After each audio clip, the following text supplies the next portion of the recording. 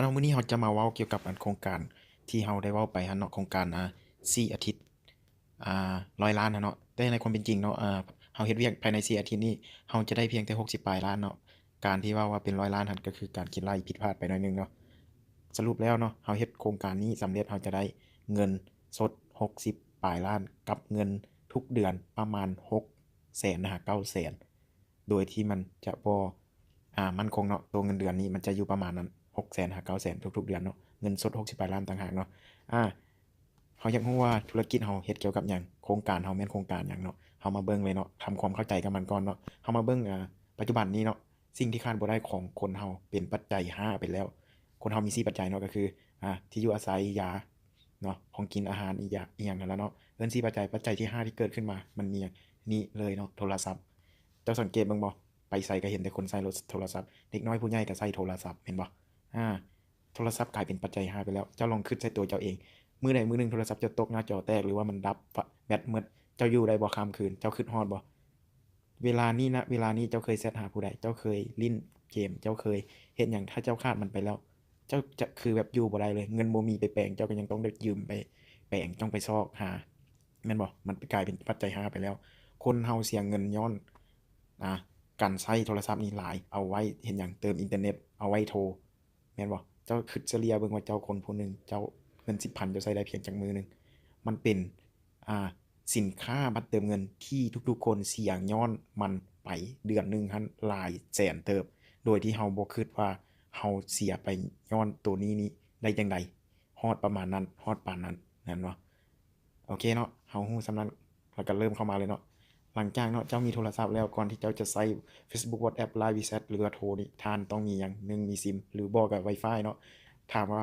อินเทอร์เน็ตของซิม Wi-Fi มาจากไสเงินทั้งนั้นแม่นบ่เจ้าบ่มีเงินเจ้าก็บ่สามารถเล่นได้ หลังจากเจ้ามีเงินแล้วเจ้าจะไปซื้อบัตรเติมเงินอยู่ไสห้านค้าแม่นบ่แล้วถามว่าห้านค้านี่เออเอาบัตรเติมเงินมาแต่ไสก็คือเขาเอาบัตรเติมเงินมาจากศูนย์ค้าขายเนาะศูนย์ค้าขายให้ห้านค้ามา8%ก็คือเขาซื้อบัตรเติมเงินมาล้านหนึ่งเขาก็จะได้8%ก็คือได้80,000เขาขายเบิดล้านหนึ่งเขาก็จะได้เงิน80,000แม่นบ่อาแล้วเฮ็ดจั่งใดเงิน8%นี้จะมาเป็นของเราได้เฮ็ดจั่งใดเงิน8%นี้จะมาแบ่งปันให้ทุกๆคนได้คืนเงิน8%นี้โดยที่จะบ่ให้ลูกค้าโดยที่จะบ่ให้ร้านค้าได้ผู้เดียวเนาะสังเกตเบิ่งก่อนเนาะเฮามาเบิ่งสังเกตเบิ่งก่อนตัวอย่างเนาะเงิน8%เจ้าว่ามันมูลค่ามหาศาลปานใดสมมุติว่าคนผู้หนึ่งหันนะเติมเงินเดือนหนึ่ง50,000กีบเจ้าคิดเบิ่งเจ้าฮอดบ่เดือนหนึ่ง50,000กีบข้อยฟันธงได้เลยคันเจ้าใช้เปิดโทรศัพท์ใช้อินเทอร์เน็ตนะฮอดเลยแน่นอน50,000กีบต่อเดือนเนาะอ่าสมมุติว่าประชากรคนเรามี8ล้านซะเฮาบ่เว้าเนาะเฮาเว้าล้านหนึ่งเนาะล้านหนึ่งคนเฮาล้านหนึ่งเติมผู้ละ50,000นะมันจะออก50ล้านกีบต่อเดือนแม่นบ่ แล้วมาเบิ่ง80%นะมันจะถูกอยู่4,000ล้านกีบต่อเดือนแม่นบ่1ล้านคนคูณให้50,000กีบนะมันจะออกมาแล้วมาคูณให้8%มันจะเหลือ4,000ล้านกีบต่อเดือนมูลค่าตัวนี้มันโคตรมหาศาลเลยเนาะเฉพาะลบ8%แล้วบัดนี้ระบบของเราก็คือระบบเติมเงินออนไลน์ VTop Up ตัวนี้เนาะได้คิดค้นมาว่าเฮ็ดจั่งใดให้8%กลับคืนมานั่นก็คือระบบ VTop Up ของพวกเราเนาะบริษัทของพวกเราได้ไปจับมือกับค่ายยักษ์ใหญ่3ค่ายนี้เพื่อเปิดระบบเติมเงินออนไลน์โดยที่บ่ให้3ค่ายนี้บ่จำเป็นต้องไปผลิตบัตรให้เสียเงินแถมเป็นภัยต่อสิ่งแวดล้อมอีกเนาะแล้วหลังจากจับมือแล้วเราก็สามารถเติมได้ผ่านระบบของเราคือบัตรเติมเงินเบอร์รายเดือนเบอร์ตั้งโต๊ะเบอร์อินเทอร์เน็ตสามารถเติมได้ผ่าน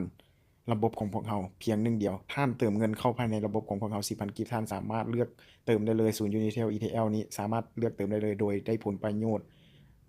ทุกครั้งที่เติมมูลค่า5%ของมูลค่าบัตรเนาะเติมเงินออนไลน์24ชั่วโมงท่านอยากเติมตอนใดก็ได้เนาะโดยที่บ่ต้องคิดง้อร้านโอ้จักโมงเขาปิดจักโมงเขาเปิดแม่นบ่อันนี้24ชั่วโมงเลยเนาะอา หลังจากนั้นเนาะให้เจ้ามาสังเกตเบิ่งการเติมเงินแบบเก่าและการเติมเงินแบบใหม่เนาะการเติมเงินแบบเก่าเป็นการเติมเงินผ่านตลาดหรือร้านค้านั่นเองเนาะการเติมเงินผ่าน VTop Up คือการเติมเงินแบบใหม่เนาะการเติมเงินแบบเก่าเป็นท่านเติมไซแล้วก็หมดแล้วก็เติมใหม่แล้วท่านได้มาบ่ได้0%ก็คือซื้อ10เสีย10ซื้อ100เสีย100ซื้อแสนเสียแสนซื้อล้านเสียล้านบ่ได้เปอร์เซ็นต์คืนมาแถมทำลายสิ่งแวดล้อมไปพร้อมท่านเอาบัตรมาซื้อมาคูดแล้วขี้เหงื่อที่เกิดขึ้นนั่นก็คือบัตรเติมเงินแม่นบ่เป็นกองขี้เหงื่อเจ้าคิดว่าคนอยู่ในประเทศลาวเป็นคนเป็นล้านคนนะ กล่องขี้เหงื่อมันจะใหญ่ส่ำใดเฉพาะบัตรเติมเงินนะ เห็นบ่การผลิตบัตรมันก็เฮ็ดให้มีการเผาไหม้มีการจูดมีการผลิตมันเป็นควันเสียเป็นภัยต่อสิ่งแวดล้อมแม่นบ่แล้วมาเบิ่งการเติมเงินแบบใหม่ผ่าน V-Top Up ของพวกเราเติมใช้หมดแล้วก็เติมใหม่แต่ท่านจะได้คืนมา 8% แม่นบ่แถมรักษาสิ่งแวดล้อมท่านบ่จำเป็นต้องไปผลิตบัตรบ่จำเป็นต้องมีขี้เหงื่อเติมผ่านระบบอินเทอร์เน็ตไปได้เลยเติมปุ๊บก็ถือว่าหายแวบเลยเนาะบ่มีขี้เหงื่อให้หกเติมได้24ชั่วโมงคือเก่าหั่นล่ะเนาะหลังจากนั้นเนาะเฮามาเบิ่งว่าระบบ V-Top Up แม่นหยังระบบ V-Top Up ของพวกเราแม่นระบบเป็นตัวแทนจำหน่ายบัตรเติมเงินให้3ค่ายยักษ์ใหญ่ Unitel ลาวโทรคม ETL นั่นเองเนาะในอนาคต3เครือข่ายนี้จะบ่ผลิตบัตรเติมเงินให้พวกเราได้เห็นอีกแล้ว1การผลิตบัตรเติมเงินนั้นมันยุ่งยากอยู่ประเทศลาวเรายังบ่สามารถผลิตบัตรได้เองการผลิตบัตรแม่นไปผลิตบัตรอยู่นอกประเทศยกตัวอย่างก็คืออยู่ประเทศจีนต้องได้ขนวัตถุดิบต้องได้ขนบัตรกลับไปกลับมาเสียค่าขนส่งเสียค่าการผลิตคิดเอาว่าการเสียจุดๆนั้นมันจะเป็นมูลค่าราคามหาศาลส่ำใดถ้าเขาลดการผลิตบัตรได้เขาจะบ่ส่งเสริมเราบ่เราเป็นบริษัทที่เป็นตัวแทนขายมูลค่าโทให้เขาโดยการบ่ต้องเติมผ่านบัตรอีกต่อไปแม่นบ่หลังจากนั้นเนาะเมื่อเฮาตั้งแอปขึ้นมาแล้วเฮาก็ต้องได้มีการผ่านการจดทะเบียนรัฐวิสาหกิจแม่นบ่ผ่านการเสียอากรภายในประเทศแม่นบ่มันเป็นทะเบียนที่ถูกต้องตามกฎหมายถูกอนุญาตจากด้านโทรคมนาคมเนาะการจดลิขสิทธิ์นี้บริษัทเฮาได้เสียเงินลงทุนไปประมาณ500ไปกว่าล้านเนาะเบิ่งสังเกตเบิ่งใหม่เนาะอันนี้เนาะเบิ่งสังเกตเบิ่งบนเครื่องกลางเบิ่งขวามือเนาะ560ล้านกีบเนาะจะเห็นได้เนาะลงทุนไปหลายเติบเนาะก็ถือว่าถามว่ามั่นคงบ่ท่านถามท่านเองเงินที่เฮาได้มาบ่แม่นเงินของบริษัทลงทุนเป็นเงิน 8% จากบริษัทเครือข่ายเอามาให้เฮาเป็นศูนย์กลางปล่อยเงินให้ทุกๆคนได้เงินคืนเท่านั้นเองเนาะถามว่าบริษัทเฮามีสิทธิ์จะล่มสลายบ่ล่มได้เนาะคันลาวโทรคมล่มคัน Unitel ล่มคันลัก2 ETL ล่มแม่นบ่ถามว่าเจ้าลองถามใจตัวเองดู3ค่ายยักษ์ใหญ่จะมีสิทธิ์ล่มบ่ในคู่มือนี้มีแต่จะยิ่งพัฒนาขึ้นไปเรื่อยๆโลกนี้มี 3G 4G เริ่มจะมี 5G มาเรียบร้อยเนาะอยากใช้ระบบนี้ต้องเฮ็ดอะไรเนาะ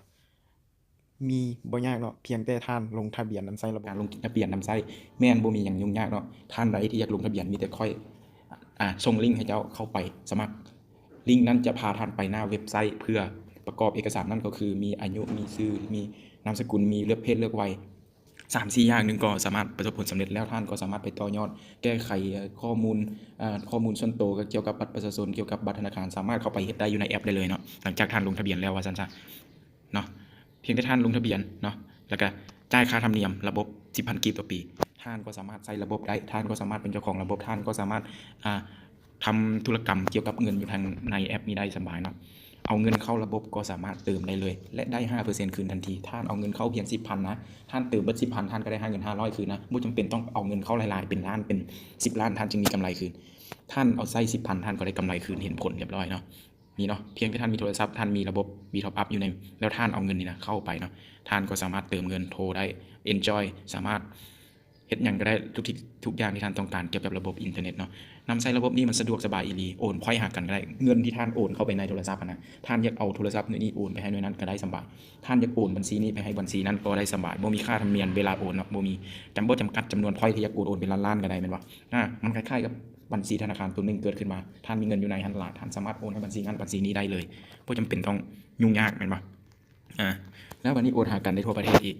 เฉพาะประเทศลาวนี้อยากโอนหน่วยใดหาหน่วยใดบัญชีใดก็ได้เนาะโอนเข้าไปหากันได้โดยบ่มีเสียค่าเนาะฟรีทันทีเลยแล้วนำใช้ระบบนี้ท่านก็สามารถสร้างเงินสร้างรายได้ได้นะเพียงแต่ท่านเติมบัตรซื่อๆท่านก็ยังสร้างรายได้ได้โดยที่ท่านบ่ได้ลงทุนลงหอนอย่างหลายเนาะเพียงแต่ท่านสมัครเท่านั้นท่านก็มีรายรับตามความสามารถในการซื้อแพ็กเกจแสดงว่าท่านสมัครมาแล้วเนาะเพียงแต่ท่านนี่นะท่านสะสมเงินไว้ท่านจะเอาเงินเข้าบัตรเดียว 500,000 บ่สังเกตเบิ่งตูดทำอิฐเนาะเงิน 50,000 ถ้าท่านเอาเงินเข้าเพียง 50,000 เนาะท่านก็จะได้ 1,000 กีบต่อคนเวลาไปแนะนำคนเวลาท่านไปแนะนำคนถ้าท่านซื้อมา100,000เนาะท่านไปแนะนำจะได้ 2,000 ถ้าท่านซื้อมาไว้ 250,000ความหมายก็บ่แม่นซื้อเนาะโอนเงินเข้าไปไว้ในบัญชีว่าซั่นซะโอนเงินเข้าไปไว้ในบัญชีท่านมี 250,000 ท่านไปแนะนำคนท่านจะได้ 3,000 กีบบัญชีท่านมี 500,000 ท่านไปแนะนำคนผู้นึงท่านจะได้ 5,000 กีบนะตัวนี้บ่ต้องซีเรียสเนาะถ้าบ่อยากลงทุนก็ตัดออกไปเลยเนาะท่านก็มีแต่สามารถเติมเงินแล้วท่านก็ได้ 5% อยู่แล้วเนาะตัวนี้จะเป็นรายได้เสริมว่าซั่นซะสำหรับนักธุรกิจนักลงทุนวันนี้อัปเดตตำแหน่งเพื่อรับผลประโยชน์เมื่อกี้นี้ท่านอยู่ตำแหน่ง 4,000 กีบแม่นตำแหน่งอยู่เนาะถ้าท่านอยากเป็นนักธุรกิจอยากขยายตลาดอยากมีเงินอยากเฮ็ดเป็นธุรกิจเพื่อเป็นรายได้เสริมและเป็นรายได้หลักของอนาคตรายได้ของมันหลัก10ล้าน100ล้านก็ได้เนาะเอามาสังเกตเบิ่งเนาะเฮามาสังเกตเบิ่งตำแหน่งนักธุรกิจมันมีจักตำแหน่งเนาะมันมีอยู่3ตำแหน่งนั่นคือ1ตำแหน่ง 50,000 กีบเนาะตำแหน่ง 50,000 กีบเวลาสมัครปุ๊บจะได้เงินเอาไว้เติม 25,000 คืนมาแสดงว่าเจ้าลงทุนเพียงแต่ 25,000 ตำแหน่ง 250,000 เจ้าสมัครปุ๊บเจ้าได้เงินคืนมา 50,000 แสดงว่าเจ้าลงทุน 200,000 ตำแหน่ง 2,500,000 เจ้าลงทุน 2,500,000 เจ้าสมัครปุ๊บเจ้าได้เงินคืนมา 500,000 วันนี้เฮาสิมาเว้าตัวนี้ตัวโครงการของเราก็คือตำแหน่ง 250,000 ตำแหน่งที่ไผก็จับบ่ายได้ตำแหน่งที่นักเรียนก็จับบ่ายได้ตำแหน่งนักหัวชาวสวนก็จับบ่ายได้เพราะว่ามันเป็นเงินที่ก้อนบ่ใหญ่แล้วก็สามารถลงทุนได้เฮ็ดได้เนาะเฮามาเบิ่งเจาะจงตำแหน่งนี้เลยเนาะตำแหน่งอื่นอาจจะบ่เว้าเนาะเข้าไปเลยเนาะเพราะว่าตำแหน่งนี้เป็นตำแหน่งโครงการ10อาทิตย์ถึงฝันโครงการ10อาทิตย์เงิน60ปลายล้านเนาะพี่น้องมาเบิ่งเงื่อนไขง่ายๆ3ข้อของคนที่จะเข้าร่วมโครงการแล้วจะได้เงิน60ปลายล้านที่เฮาเว้ามานี้เนาะ1คือเฮ็ดให้ตัวเองเป็นตำแหน่ง S ก็คือตำแหน่ง 250,000 ท่านสมัครเข้ามาแล้วท่านเพียงแต่ท่านอัปเกรดตำแหน่งขึ้น 250,000 นะก็คือท่านลงทุนเปิดสมัครบัญชีใหม่เสียเงิน 10,000 แม่นบ่แล้วมาอัปเกรดตำแหน่งขึ้น 250,000 แสดงว่า 250,000 บวกกับ 10,000 เป็น 260,000 เนาะแล้วท่านจะได้เงินเอาไว้เติมคืนมา 50,000 แสดงว่าท่านลงทุนไป 200,000 กับ 10,000 เท่านั้นเนาะแล้วตัวที่2ก็คือเพียงแต่ท่านใช้แอปนี้ดีนะแล้วก็เชิญส่วน2คนที่คิดคือท่านนะมาสมัครคือท่านเฮ็ดคือท่านแล้วช่วย2คนนี้ให้ได้เงินก็คือช่วย2คนนี้ซ้อคนให้ได้2คนคือกันเท่านี้เนาะทุกคนที่เข้าร่วมโครงการนะเฮ็ดได้เท่านี้เฮ็ดได้3ข้อนี้ถือว่าสำเร็จหน้าที่ถือว่าประสบผลสำเร็จจบโครงการแล้วเนาะเป็นอย่างคือว่าอย่างซั่นเนาะเฮามาสังเกตเบิ่งเนาะตัวประเภทนี้เนาะ1 2 3 4 5 6 7 8 9 10นี่เฮาเอิ้นว่าเป็นอาทิตย์เลยซะเป็นอาทิตย์1 2 3 4 5 6 7 8 9 10เนาะสมมุติว่าอาทิตย์ที่1เนาะตัวท่านเองนะไปซอกมาได้2คนเนาะก็คือ2คนนี้เป็นตำแหน่ง S คือท่านเนาะ2คนนี้ได้มาปุ๊บเนาะท่านต้องช่วย2คนนี้ให้ได้เงินก็คือช่วย2คนนี้ไปซอกไปแนะนำคนได้มาเนาะก็คือออกมาชั้นที่2คนนี้เห็นบ่ไปแนะนำมาคนละ2คนก็แสดงว่าได้4คนแล้ว4คนนี้ก็เฮ็ดคือท่านคือกันเนาะไปแนะนำคนละ2คนคือกันชั้นที่อาทิตย์ที่3ท่านจะมี8คนอาทิตย์ที่4ท่านก็จะมี16แล้วก็ต่อกันไปจนฮอดชั้นที่10สังเกตเบิ่งอาทิตย์ที่10ท่านมีประชากรมีลูกค้าท่าน1,024คนเพียงเท่านี้เนาะเอาคนจำนวน10อาทิตย์นี้มาบวกกันลองเบิ่งเนาะออกมาเป็น 2,046 คน2,046 คนนี้แม่นหยังนั่นคือเป้าหมายของโครงการเราเพียง10อาทิตย์ท่านแนะนำเพียงแต่2คนแล้วช่วย2คนเท่านั้นจากนั้นจะเป็นหน้าที่ของเขาก็คือเจ้าแนะนำเขามาแล้วเจ้าก็แนะนำให้เขาเฮ็ดคือท่านคนละ2คนนะอาทิตย์นึงมันสิบ่ได้บ่เนาะ10อาทิตย์เฮาเหลือแล้วเนาะเวลาเฮา4เดือนปลายเนาะเป้าหมายเฮามีอยู่2,046 คนเนาะแต่ถ้าท่านนี่นะตัวท่านนี่นะไปแนะนำมาได้4คนซะเมื่อกี้นี้ท่านแนะนำ2คนแม่นบ่มันจะฮอด10อาทิตย์ถ้าท่านแนะนำ4คนแล้ว4คนนี้ก็ไปเฮ็ดคือท่านเนาะแนะนำ4คนคือกันได้16แล้วอาทิตย์ที่3ก็ได้64มาสังเกตเบิ่งอาทิตย์ที่6เฮามีประชากรอยู่ 4,000 กับ96คนแล้วเนาะมาเทียบใส่เป้าหมายเฮาดูมันไกลแล้วเพียงแต่6อาทิตย์ท่านก็ไกลเป้าหมายเรียบร้อยแล้วสมมุติว่าท่านแนะนำมา8คนนี่ซั่นเนาะแล้ว8คนนี้ก็ไปแนะนำอีก8คนคือกันได้64มาได้500มาเบิ่งชั้นที่4ฐานลูกค้าเฮาเป็นจังได๋กายเป้าหมายเรียบร้อยถ้าแม่นไผเฮ็ดเก่งผู้ใดเฮ็ดไวก็จะได้ไวแผนการตัวนี้ได้แน่นอนมาเบิ่งผลประโยชน์ที่ท่านจะได้เกี่ยวกับโครงการนี้ก่อนเนาะมันมีหยังได้มาเบิ่งเลยตัวทำอิฐแม่น1รับมูลค่าโททันทีเวลาเจ้าสมัครขึ้นตำแหน่ง 250,000 ปุ๊บท่านจะได้เงิน 5,000 กีบ50,000 กีบกลับคืนมาแล้วแม่นบ่แล้วรับส่วนลดทันทีเวลาเติมตัวนี้เฮาจะบ่เว้าเนาะเว้าเรื่องธุรกิจเฮาบ่ได้มาขายบัตรเติมเงินเนาะแต่ถ้าท่านเติมท่านก็จะได้ 5% อยู่แล้วเนาะท่านขายไปพร้อมท่านก็ได้เงินส่วนนี้แต่เฮาจะบ่ไล่เนาะมันเป็นเงินห่วงน้อยๆว่าซั่นซะแล้วสังเกตเบิ่งโบนัสการขยายตลาดก็คือท่านไปแนะนำคนนึงท่านจะได้ 5,000 กีบแล้ว10ชั้นเนาะแสดงว่าประชากร 2,046 คนที่ท่านแนะนำมานะก็ท่านก็จะได้คนละ 5,000 กีบคือกันแสดงว่าเอามาคูณกันเนาะ 5,000 คูณให้2,046 คนเงินที่ออกมาจะมีอยู่10,230,000 เนาะเป็นเงินของท่านเองแล้ววันนี้มาเบิ่งตัวที่2ตัวที่4เนาะรับโบนัสบริหารลูกค้า 25,000 กีบต่อคู่แสดงว่าท่านมีฐานลูกค้า 2,046 คู่นี้เนาะเอามาหารให้2จะเป็นคู่เนาะตกอยู่ 1,023 คู่ 1,023 คู่มาคูณให้25,000 จะออกเป็นเงินสดอยู่25,575,000แม่นบ่แล้วสังเกตเบิ่งคน2,046คนนี้แต่ละเดือนเขาเติมเงินเนาะสมมุติว่าแต่ละเดือนเขาเติมเงินเบิดผู้ละแสนซะผู้ละแสนมาคูณให้2,046คนแล้วมาคูณให้ 0.3% ออกมาเท่าใดจะเป็นเงินเดือนเงิน 0.3% นี่แม่นเงินจะได้ทุกๆเดือนที่ฐานลูกค้าของท่านยังเติมเงินอยู่ตราบใดที่ฐานลูกค้าของท่านเติมเงินอยู่เมื่อนั้นท่านก็จะมีเงินใช้ทุกๆเดือน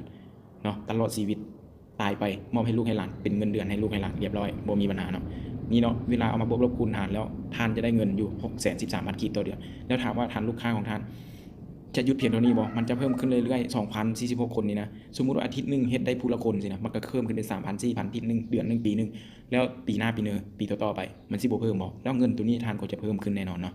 นี่เนาะสังเกตเบิ่งเอาเงินจำนวนทั้งหมดมารวมกันมาบวกลบคูณหารเงินที่ท่านจะได้คือ36ล้านกับ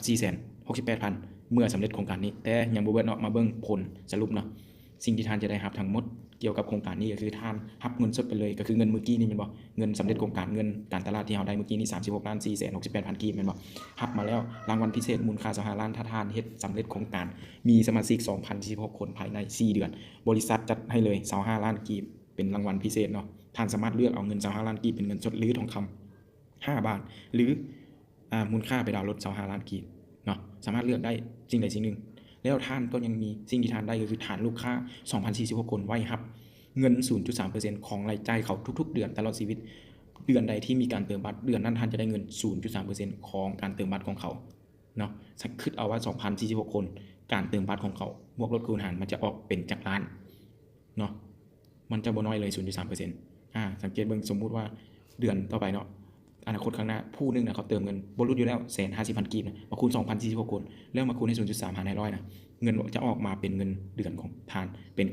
920,000 กับ 700เนาะเงินตัวนี้สามารถเอาไปดาวน์รถได้เลยเนาะก็คือท่านมีเงินรอไว้เรียบร้อยแล้วเนี่ย36ล้านบวกให้กับ25ล้านเป็นเงินทุนหอนที่ท่านสามารถเฮ็ดหยังก็ได้61ล้านสามารถไปดาวน์รถก็ได้ดาวน์บ้านก็ได้บ่แล้วเงินดาวน์เดือนละเดือนท่านสามารถเอาเงิน 0.3% นี่ 920,000 กีบนี่ไปดาวได้โดยที่บ่ต้องไปกระทบกระเทือนกับเงินเดือนที่ท่านเฮ็ดปัจจุบันนี้แม่นบ่เงินเดือนที่ท่านเฮ็ดเวียกในปัจจุบันนี้เนาะเป้าหมายยิ่งใหญ่เนาะความอดทนก็ต้องยิ่งสูงบ่มีสิ่งใดที่มันได้มาง่ายๆพวกเราเฮ็ดได้ท่านก็จะเฮ็ดได้แน่นอนนะขออวยพรใจให้ทุกคนประสบผลสำเร็จเนาะขอขอบใจ